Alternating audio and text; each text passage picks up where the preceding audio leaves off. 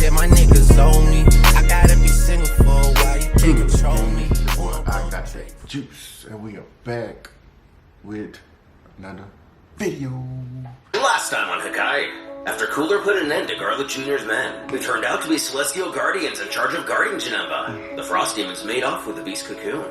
We then joined Vados and Goku. While his training was coming along, it wasn't without struggle. He had apparently lost control of himself and destroyed a large part of the universe, causing Vados to have to do a temporal do-over. But today, he's been challenged by none other than the King of Sadala. But how will the Saiyan King fare against a literal god? This is Part 5 of Dragon Ball Hakai, Full Color Edition. Catch up with Parts 1 to 4 and the history of their special mode.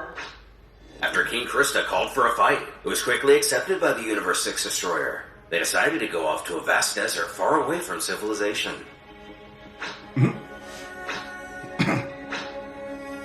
Despite the remote location of this battle, Kappa worries a fight of this scale will affect the entire planet. A worry that Vados has a solution to.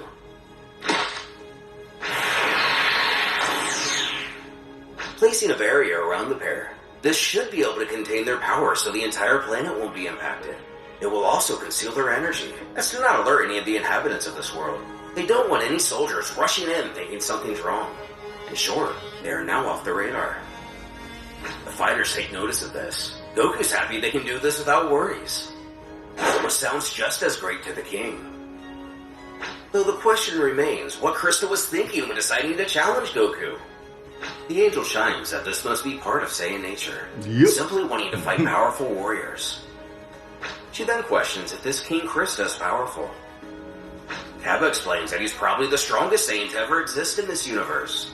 Many years ago, a very powerful army invaded Sadala. They were so relentless, not even their entire armies could stand up to them. It was a massacre. An absurdly powerful child stood alone between the enemy and the kingdom. He was able to rid this planet of their foe. Naturally, that child was Krista. Even Vados thinks this is pretty impressive. Krista became the great hero of Sadala, and as time passed, he got even more popular until he became king, even though he wasn't a noble, which is something that's never happened before. Since then, Sadala went from a mediocre planet sprawling with barbarians to what it is today. He's probably the best thing to ever happen to the Saiyan race. The angel, however, has to point something out. She's already well aware that Sadala progressed over centuries, and surely Saiyans don't live so long. Kappa has a reason for this as well. Many years ago, in his desire to protect Sadala forever, he found out about the Dragon Balls and went to Namek to use them. There, he asked the dragon to make him immortal. Since then, he's been ruling and protecting this planet for about 1,000 years now.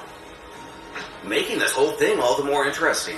Here we have a Saiyan who is already immensely powerful from birth, and let him train for a millennia. He must be quite the distinguished warrior. While this may be true, since Goku is now a god of destruction, he's not sure even the king will be able to measure up to his power. He'll likely be defeated. However, this isn't the entire truth. Goku is still pretty far from bearing the power of a dominating god of destruction. Until he masters his powers, he won't be able to use much without the risk of losing control. In all reality, he'll actually be heavily handicapped in this fight. Krista may have a chance. Hang on, really? There ain't really no time.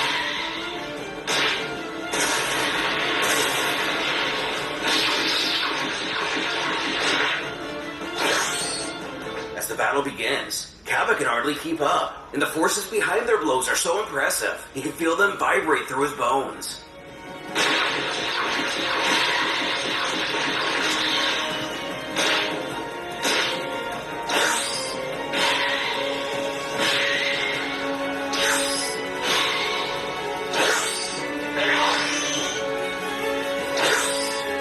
But in a shocking turn of events, Goku is actually on the defensive. The king is a lot stronger than he thought he'd be. At this point, Goku would put him around to Super Saiyan 3, probably even more.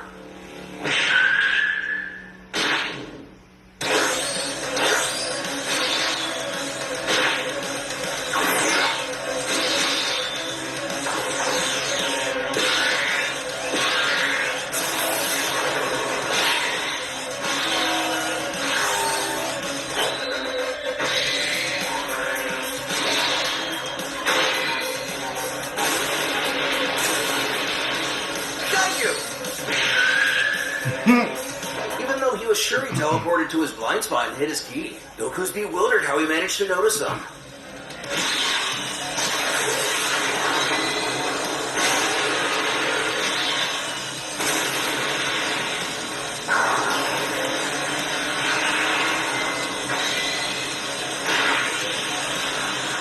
This, I'll end everything! Hakai!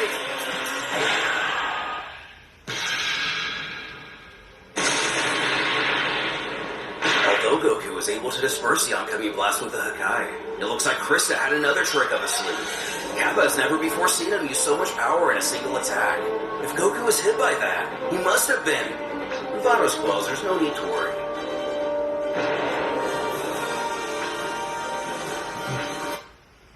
Ah, come on, man.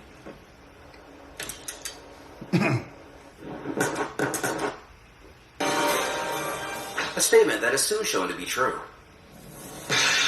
Donning Ultra Instinct. Krista doesn't recognize this transformation as a Saiyan form. This prompts Goku to explain what it's called, detailing it's a special skill from the angels that not even gods of destructions have completely grasped. The king thinks he remembers Kappa saying something about this form. Goku used it when he fought in the Tournament of Power. So let me see the power of this Ultra Instinct! Kappa inquires if it's wise for Goku to be going this far. When he was in this form in the tournament, his body suffered a lot. Isn't it risky? But when he used it that time, he was still immortal. Since this is an advanced divine technique, it took his body to its limits. But now that he's been endowed with divinity and has an immortal body, that won't be a problem anymore. Though there's still another issue. If he overdoes it and ends up releasing too much power, he might lose control, and that would be a problem. For now, he's still using it safely, even to a lesser extent than he used against Jiren. But the line is starting to get really thin. Goku himself knows not to be reckless. Right now, he's at the exact limit he can use. If he raises his ki anymore, he might lose control and Miss Vados will have to intervene. Which to him would also mean he loses this fight, and he wants to win.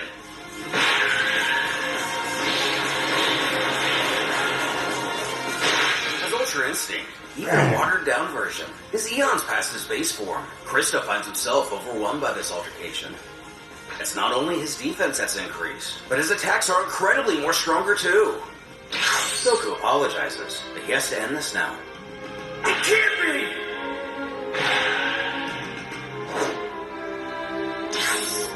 Huh?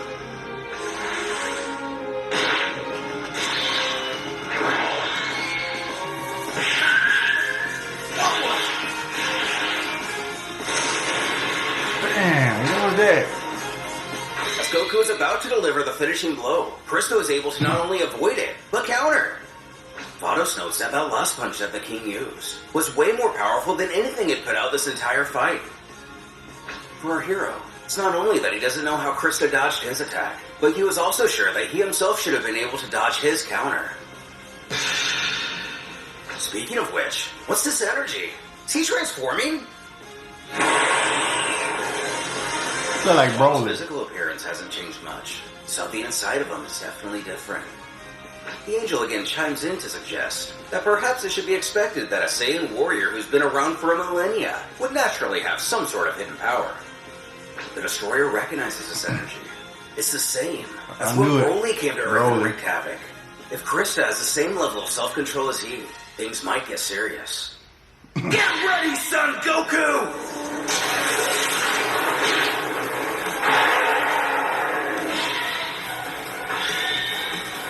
Our hero only stares on in amazement before Kappa screams that he needs to get out of there. Hanging on for dear life. This is going too far for a friendly fight. Then again, one could theorize Saiyans treat every fight the same. Wondering who won.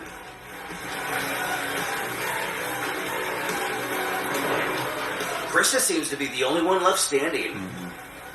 Upon looking for Goku, Vados lets out a sigh of disappointment to see that it's gotten to this point.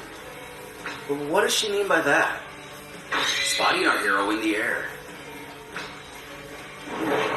His eyes are now darkened as a sinister energy envelops him. Dang! A terrified Kappa cries out to know what's going on. His aura has changed so much. He's never felt anything so terrifying in his entire life. Goku cackles out that he's going to destroy everything. With the tap of the finger, See that the strong? confused Goku questions what's he doing up here. His mentor informs him that she's afraid. Right as Mr. Krista is about to hit him, Goku raises his ki to elevate his instinct and dodge the blow, but ended up losing control momentarily, since he was already at his limit. Which means he lost? At least according to his own rules. Letting out a sigh of his own, the king seems to be happy it's over. However, the angel thinks in truth that the love of Goku was. He could have escaped Krista's attack since it was pretty obvious to evade. Goku must have seen or felt something the rest of them did not, and that made him hesitate. He then raised his power to dodge it. That's when he lost control. This Saiyan King seems to be pretty special after all. But with the fight settled, Vados offers to fix their clothing and heal their wounds. A few minutes later, the gang returned to the castle. Goku thanks Krista for the fight. It was really fun, and it's good to know there's someone this powerful in this universe. But he would like it if he didn't hide his full power next time. A bit surprised to even notice. He knows he wasn't the only one holding back. He could tell Goku too was far from using the entirety of his strength. Unfortunately, until the Destroyer masters his new powers, he'll have to limit his energy use quite a lot, though he hopes they can fight again without these limitations one day. There is still one thing he doesn't quite understand, however. Why didn't he participate in the Tournament of Power if he's this strong? Things could have been very different for the 6th universe if he were there. The simple truth is that a long time ago, he promised he would stay on Sadala to protect it and its people. He doesn't want to ever leave this planet. Which, despite the irony given the stakes, Goku has to admire his commitment. He then turns to Kappa and asks if he can take him to see Kale and Caulifla now. He shouts that he just told him not to mention their names here. Oh, Frida, my bad. The king assures Kappa there's no need to worry about it. Goku is a god of destruction and has no interest in their internal conflicts. He doesn't mind if he visits those two while he's here, instructing Kappa to escort the Destroyer, but most of all, be careful. The king informs he must now return to his duties and hopes to see Goku again. And if possible, knock some sense into Kale for him and convince her to come back home. Daughters can be such a pain sometimes. But this guy is Kale's father? Which now makes even more sense why Krista wouldn't want to hear their names being mentioned. Not long later, flying over the Outlands, Goku has to ask why the villages out here seem so poor compared to the city. There, they have huge monuments and castles. And lately, some regions of this planet have been going through difficult times because of crime and stuff like that. This particular area is part of rebel territory, so they've suffered a lot because of the war. This means the planet's at war? Unfortunately, it is. There's a great revolutionary force that wants to remove King Krista from power. This force is led by Caulifla. News which somehow surprises our hero. He has to understand that's why the mention of her or Kale's name is a bit taboo. Hearing either said aloud causes many in the kingdom to feel resentment. The king's daughter being the rebel leader's right-hand man doesn't help things either. Kale, like many others, disagreed with the king's role and decided to rebel against him. Although he is a great hero devoted to the planet, many have forgotten his heroic acts with the passage of time. Since many generations have gone by, he himself doesn't care to remember his own feats as to not let the fame influence his actions. He also doesn't want to accidentally lure somebody here seeking a fight. That would put his people in danger. Because of this, a lot of people think their king is a dictator undeserving of his throne, and they're tired of it. Caulifla currently leads that charge. In the beginning, they were just criminal groups that dominated small regions. But in recent times, these rebels have gained funding from a tycoon of sorts, who likes to take advantage of wars. Since this, the revolutionary forces have grown a lot, and are giving the imperial forces quite a fight. Reaching their destination, Kappa points Goku to a castle in the distance. That is the building which serves as the rebellion headquarters. Caulifla will probably be in there, but he himself has already gotten too close and is taking a big risk. If he were to approach any further, there would likely be trouble. But Goku has no issue with him and Vados taking it from here. Oh, Now, I've been using Grammarly for years. Now, the great thing is, Grammarly is free and easy to use. It not only helps you check your grammar, but also ensures that your tone is... Entering, a man alerts Khalifa that there's a man and a woman wanting to see her. With a mouthful, she mumbles out to know who they are. But he kind of forgot their names already. The man was wearing a funny-looking necklace, and the woman had a halo on her neck, like a angel or something. And this idiot! It must be Champa and Vados. That was really stupid to make him wait like this. Go let him in already. Stuttering, the man promises she to gonna be get right on excited. it. She gonna be She tripped can't out to but see wonder Goku what in the Champa destruction. wants. Maybe he's gonna ask them to fight again for another tournament or something. She'll have to decline though, because she already has her hands full. Or maybe they could fight, but ask for a favor in return. Asking Kale what she thinks. Which sounds just fine to her. Khalifa's so smart. Who feels the same? She really is, huh? She also bets Champa's gonna be shocked to see her in this throne. Of course, it's not Champa who enters. Goku took a few minutes to explain everything to the girls. At least to the best of his ability. And Champa did seem like a negligent god. So this kind of makes sense. But she wants to get right down to business. This old man still owes her a rematch. Our hero actually thought she'd be a little afraid now, given he's a god of destruction and all. She seems more excited than ever. She exclaims that she's not going to miss the chance of fighting a god of destruction Saiyan. She's sure she'll get stronger if she fights against him, just like last time. Goku says he's sorry, but he's still working on controlling his powers. So it's a bit dangerous to spar right now. He might end up killing her. She's fragile. She can't even go Super Saiyan 3. And if that's how he wants it, she can make things more interesting. Ushering for Kale to come over. Khalifa tells her she wants to do the thing. But what could they be up to?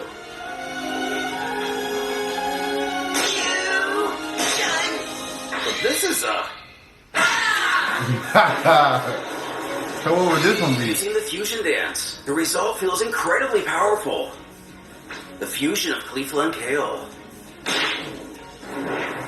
Kali. I knew When did they they would learn be the different Metamoran too. dance? She explains that after the Tournament of Power, Kale and Khalifa were ecstatic with Kefla's power. They went to Kaioshin Fua to ask for his earrings so they can fuse whenever they wanted. Alas, he refused. He told them that the earrings were divine artifacts, and mortals shouldn't be using them so leisurely. However, they would persist and even threaten the Kaio a little bit. He eventually relented and enlightened them to an alternative. The Metamoran fusion dance, of course. The girls went to Planet Metamor and learned how to do it, giving life to Kali. Seems like Universe 6 is just full of surprises. Back home, the Metamorans have long gone extinct. But regarding this fight, what was it that Goku said he wanted? A Super Saiyan 3? Well then take this! You should have known that, Goku. But this is no ordinary Super Saiyan 3. Her hair is green, just like in Kale's unique transformation. Their power has boosted a lot more than it should have using this form. Kali cackles at if her foe sees now. This is what awaits them. However, the king seems to take notice back in his kingdom. Though the fused warrior wants to know if Mr. God of Destruction here is ready to face the strongest fighter in this universe. And he's ready to go. This'll be awesome.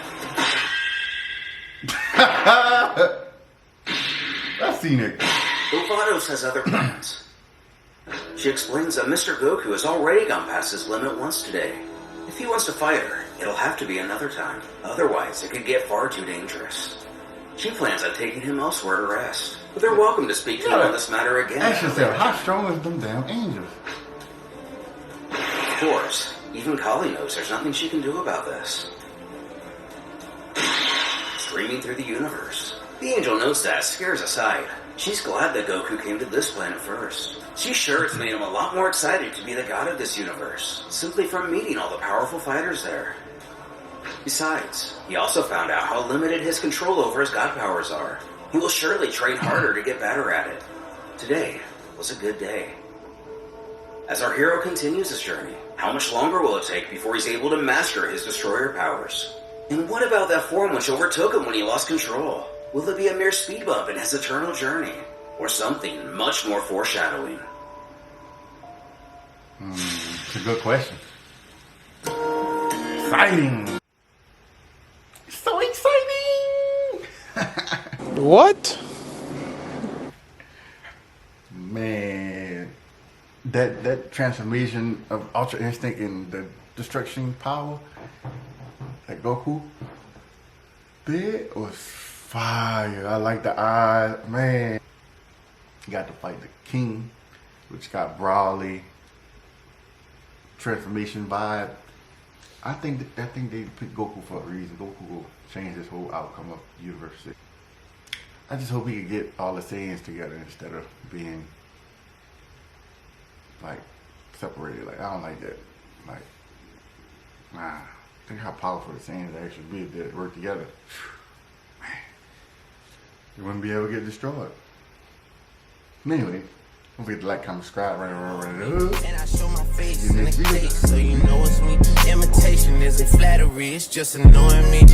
And I'm too about it. And the